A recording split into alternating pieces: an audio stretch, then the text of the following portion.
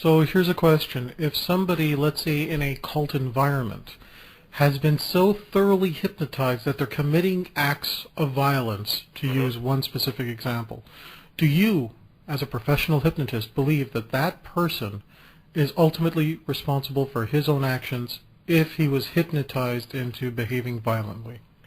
The compassionate answer would be no, that someone's been messing with their mind. On the other hand, you have people who are not in cults, who are wandering around the street unsupervised. We call them citizens, and they have been exposed to conditioning that has hypnotic elements in it from birth, and yet we claim that they are fully responsible for their actions. So it really comes down to, in modern life, that which we call normal or sane behavior is that which at least 50% of your social group believes in. And that's really the only foundation we have for what is considered sane or normal. It's just what is the majority view on these things.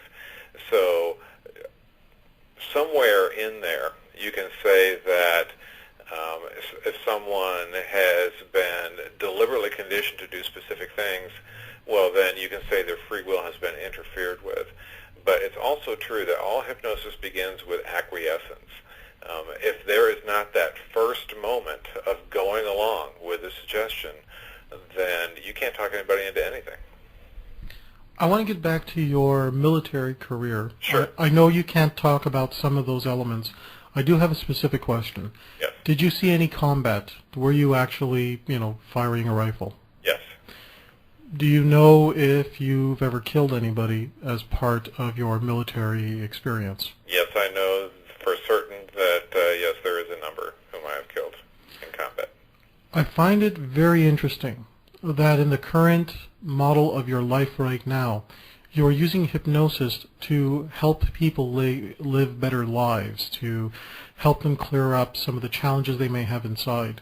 And I'm curious, do you think that your experience in the military is a fuel, a motivation for the type of lifestyle you live now as a hypnotist helping people? Yes, yes, in two ways. The first is I do feel that I've got some karma that I've got to work off, and if spending the rest of my life helping people is the way it has to be, then that's certainly what's going to happen. The second is I learned a great deal of skills about controlling myself and influencing others when I was in my military career, and I have learned to recycle, retask, apply differently those skill sets and those personal resources in order to address the challenge of knocking people out of their existing mindsets and teaching them whole new, better ways of moving through life. Mark, we're going to take a break. When we come back and talk with Major Mark Cunningham here on Frank Talks, Pleasures and Lifestyles. Frank Talks is sponsored in part by Everything Out of Her Mouth is a Test, a man's guide to the emotional needs of women. What would your life be like if you knew exactly what to say and do with women? This book is for the guy that simply wants to learn how to handle women's tests by addressing her emotional needs. By this, you create the type of attraction that will make her see you as the one she was destined to be with. This book will teach you how to get the woman you want and how to keep her. Everything Out of Her Mouth is a Test is the Rosetta Stone for men to understand exactly what a woman means when she speaks and how to respond. Is that worth changing your life forever? Buy this book at franktalks.com now. Frank Talks is sponsored in part by From Loser to Seducer by Frank B. Kermit. Ladies, is there a man in your life that got dumped for being clingy, needy, or was told he was a loser, but you still think he's a nice guy and want to help him? He could be a relative or even a friend, and you know he needs the help. Do you want to be the one to give him the gift that will change his life forever? How about the gift of a great biography? Buy him the book, From Loser to Seducer by Frank B. Kermit. It is the story of a nice guy who triumphs over his inner demons to find his own hidden power. Help the nice guy in your life discover his inner seducer to find his soulmate. Buy this book now at franktalks.com. You're listening to Frank Talks, Pleasures and Lifestyles, and I'm Frank because I have to be. In studio today with Major Mark Cunningham. How you doing there, Mark? I'm doing real well, Frank. Well, I want to change the direction of this interview slightly and bring up the topic of the seduction community. One of the things that I remember when I studied your products is that you always came across as a man who loves women. I don't sense anything from you or any sort of misogyny or any anger towards women. You've even said it on a number of occasions. You love women. You can't get enough of them. You think they're like a wonderful thing. I think they're a damn fine idea. That's true. Yeah, in my professional work, especially in the hypnosis work, I deal primarily with women. I've done over 18,000 session hours, and out of that, at least 85% has been with women.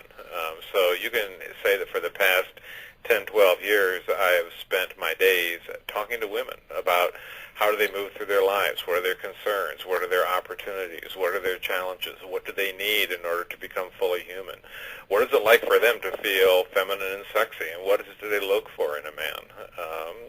Frankly, I prefer the company of women. I mean, I'll go to these suburban parties, and whenever all the men are out front talking about lawn care, I'm out in the kitchen with their wives because I just prefer to spend my time with women.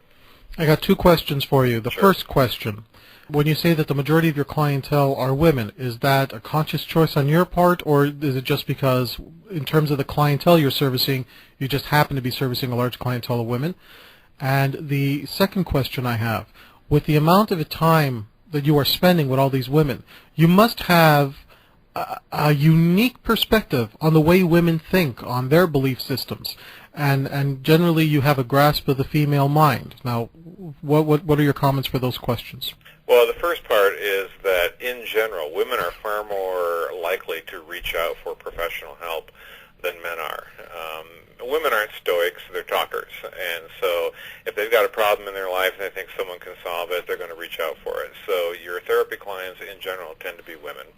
And beyond that, I prefer to work with women. I mean, frankly, men will come in and start going on about their neurotic, half-assed, ridiculous suburban lives, and where I'm willing to talk to a woman about it. Basically, I just want to slap a man and say, grow a pair, which is not something you can actually charge for. So, yeah, I, too, tend to seek them out. In terms of my unique understanding, I've learned to handle myself around women in ways that they open up. They tell me the truth. They'll sit down and dish with me like I'm one of the girls, never forgetting that I'm also a man. I mean, it's really kind of funny. It's virtually all the clients will hit on me. All the women I run across tend to think I'm a fascinating guy. And I'm not saying this just because I want to just blow my horn somehow.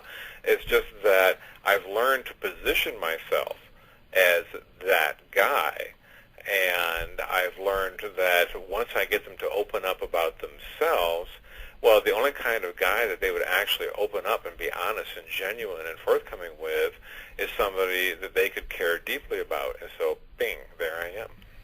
Okay, two more questions for you. The first one is about your male clients. Sure.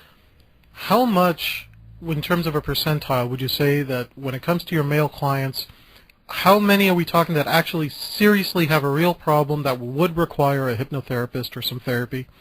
And how many of them just don't seem to grasp what it is to be a man and to tough it out? Boy, you're basically describing the same guys in both groups. I mean, anyone who's stuck, anyone who has a problem with their beliefs, their behaviors, their emotions, probably ought to go find a good hypnotist and have a little chat about what's possible, because it makes perfect sense to seek out help. Now,